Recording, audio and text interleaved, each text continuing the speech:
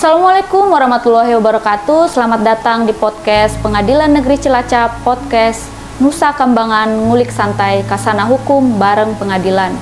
Kali ini bersama saya Marintan Napitupulu sebagai host di episode minggu ini, tentunya dengan topik yang sangat informatif bagi para pencari keadilan. Jika di episode sebelumnya kita telah mengupas tuntas mengenai kasasi dan peninjauan kembali secara elektronik, maka di episode kali ini kita akan membahas tentang mediasi elektronik di pengadilan yang diatur di Perma 3 tahun 2022. Kali ini kita beruntung karena kedatangan narasumber Bapak Maslikan SHMH, Wakil Ketua Pengadilan Negeri Cilacap. Selamat datang Bapak. Terima kasih atas waktu yang diberikan bisa tampil di podcast Pengadilan Negeri Cilacap. Baik Bapak, terima kasih telah berkenan untuk memberikan insight kepada para pencari keadilan mengenai topik mediasi elektronik di pengadilan. Untuk memulai pencerahannya Pak, mungkin bisa diterangkan kepada para pencari keadilan latar belakang lahirnya Peraturan Mahkamah Agung 3 tahun 2022 ini apa Pak? Karena kan sebenarnya kalau masalah mediasi itu sebenarnya sudah diatur dari dulu, dari sejak HIR dan juga diatur dalam Perma nomor 1 tahun 2016. Baik, masalah mediasi elektronik ini adalah penjelasan dari Perma nomor 1 tahun 2016 ya, yang mana di Perma 1 tahun 2016 itu tidak secara spesifik untuk mengatur bagaimana pelaksanaan mediasi elektronik, yang mana di dalam pasal 5 ayat 3 kalau nggak salah di Perma nomor 1 tahun 2016 ini hanya mengatur bahwa mediasi dapat dilakukan secara video audio gitu. Kemudian untuk menjabarkan dari pasal 5 ayat 3 tersebut terbitlah Perma nomor 3 tahun 2022 ini secara jelas dan tata cara bagaimana mediasi elektronik itu harus dilakukan. Berarti bisa dikatakan untuk mediasi elektronik ini sebenarnya pengaturan awalnya sudah ada di Perma 1 tahun 2016 ya Pak, namun disempurnakan kembali di Perma 3 tahun 2022. Baik Bapak, selanjutnya berkaitan dengan mediasi elektronik ini sifatnya wajib atau sukarela Pak? Mengingat kalau untuk Perma 1 tahun 2016 kan Pak, mediasi itu kalau kita baca pasal per pasalnya itu diwajibkan mediasinya. Untuk mediasi elektronik ini apakah itu sifatnya wajib kepada para pihak Pak? Baik, pada intinya mediasi yang dilakukan di pengadilan ini adalah sifatnya wajib terhadap perkara yang diajukan pengadilan apabila para pihak datang di pengadilan. Namun ada perkara-perkara yang tidak harus dilakukan mediasi seperti perkara PHI, perkara niaga, perkara sederhana, itu tidak wajib untuk mediasi dengan mediator. Namun selain perkara-perkara yang tidak diwajibkan, semuanya adalah wajib. Namun apakah harus dilakukan secara elektronik? Ini yang menjadi pertanyaan dari Mbak Intan ini.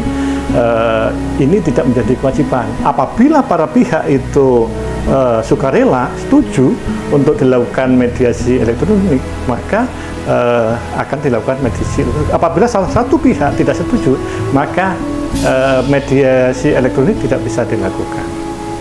Berarti untuk pilihan elektronik ini sifatnya opsional ya Pak, atau alternatif dikembalikan lagi kepada para pihak. Ya. Kemudian Pak, jika para pihak memang berencana untuk memilih opsi mediasi secara elektronik ini, mungkin bisa dijelaskan Pak tahap pertahapan mediasi elektronik ini ketika perkaranya sudah masuk di pengadilan.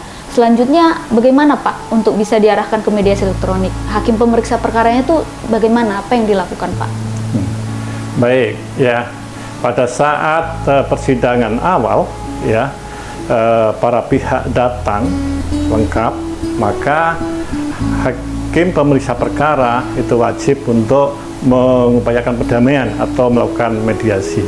Ya, mediasi ini akan ditawarkan apakah memilih mediator yang ada di papan pengadilan atau menyerahkan kepada majelis. Apabila menyerahkan kepada majelis, maka majelis akan menawarkan kembali apakah mediasi yang akan dilakukan ini mediasi elektronik atau manual. Kalau para pihak sepakat, maka ditetapkan mediasi elektronik, menunjuk mediator dengan perintah agar mediator melaksanakan mediasi secara elektronik. Ya, terus kemudian para pihak harus menandatangani persetujuan mediasi elektronik tersebut. Nah, setelah ada penetapan, kemudian panitera pengganti menyampaikan penetapan persidangan tersebut, menyampaikan penetapan penunjukan mediator tersebut kepada mediator yang ditunjuk. Baik Bapak, jadi Bapak jika setelah ditunjuk sebagai mediator, apa yang dilakukan mediator ini nantinya Pak untuk melaksanakan mediasi elektronik itu? Setelah ditetapkan oleh hakim pemeriksa perkara, langkah-langkah apa yang dilaksanakan oleh mediator yang ditunjuk tersebut? Baik, ini pertanyaan yang bagus sekali ya. Jadi saat mediator menerima penetapan dari majelis pemeriksa perkara untuk mengupayakan perdamaian para pihak, ya langkah awal mediator bisa tatap muka dengan para pihak. Ya, setelah tatap muka, mereka mediator menawarkan aplikasi apa yang harus digunakan. Apabila para pihak sepakat dengan tentang aplikasinya, maka para pihak harus menandatangani kesepakatan aplikasi yang digunakan ini. Ya, tentunya para pihak harus menyerahkan domisili elektronik, emailnya, terus kemudian harus menyerahkan juga nanti KTP atau identitas lain, atau dan para pihak juga menyerahkan foto, sehingga nanti saat mediasi itu dilaksanakan sesuai enggak orang yang ada di foto ini dengan di media aplikasi yang telah disepakati itu. Baik Pak, berarti sebenarnya dari tahap awal perkara masuk, proses mediasi elektronik ini sangat memudahkan para pihak ya Pak. Dikembalikan lagi para pihak dari mulai opsi apakah memilih mediasi elektronik atau tidak. Jika memilih mediasi elektronik juga dikembalikan lagi memilih mediatornya siapa, dan juga dikembalikan lagi memilih aplikasi apa. Nah, menarik nih Pak. Untuk aplikasi, pilihan aplikasinya apa aja Pak untuk mediasi elektronik ini? Ya, aplikasi ini harus ada kesepakatan para pihak. Ya. Kalau aplikasinya ini para pihak menyepakati Zoom, ya nanti akan ditentukan semua harus pakai aplikasi Zoom. Ya, tentunya para pihak juga harus setuju. Nanti akan menandatangani persetujuan aplikasi apa yang digunakan dalam pertemuan mediasi elektronik ini. Jadi tergantung dari para pihak nanti memakai aplikasi apa. Ya. Baik Pak, jika sudah ditentukan menggunakan aplikasi apa nih Pak, kalau di Perma 1 tahun 2016 kan Pak ada namanya resum perkara, usulan dari para pihak berkaitan dengan proses mediasi itu apa yang mereka harapkan. Proses mediasi ini nanti kan memilih aplikasinya Zoom. Cara penyampaian usulan perdamaian atau resum perkara itu seperti apa Pak? Baik, tahapannya sama dengan Perma nomor 1 tahun 2016, cuma sistemnya sekarang melalui elektronik kan gitu.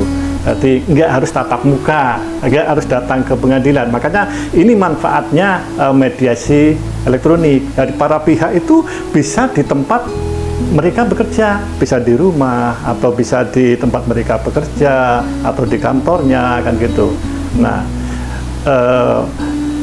mediator yang ditunjuk melakukan mediasi elektronik ini dengan aplikasi yang telah ditentukan itu harus di pengadilan negeri. Tapi para pihak bisa di manapun berada, asal ada jaringan elektronik ini. Nah, untuk melakukan mediasi elektronik ini perlu diketahui juga, ya, ada etika-etikanya, ya. Yang pertama, etikanya harus di tempat tertutup, ya, tidak di tempat umum, di jalan, tidak boleh, harus di tempat tertutup, harus ada jaringannya, ya, harus memakai pakaian yang sopan, ya, harus nanti kalau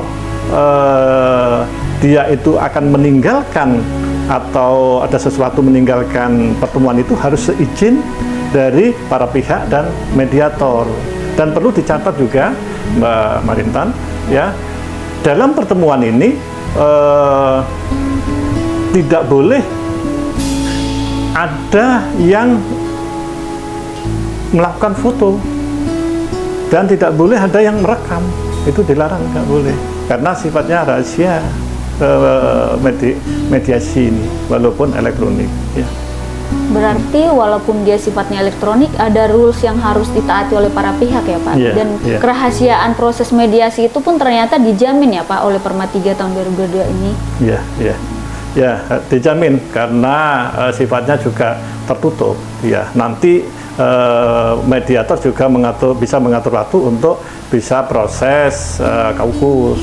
Hampir sama sebetulnya dengan Perma nomor 1, cuma sekarang dialihkan ke tidak tatap muka aja. Sebetulnya banyak keuntungan kalau mediasi elektronik ini bisa dilakukan karena tidak harus datang ke pengadilan. Ya, itu Mbak Marintan. Nah, Pak, tadi Bapak menyampaikan berkaitan dengan kaukus. Menarik tuh Pak, karena di Perma 1 tahun 2016 juga telah mengatur kaukus yang mana mediator boleh bertemu dengan salah satu pihak.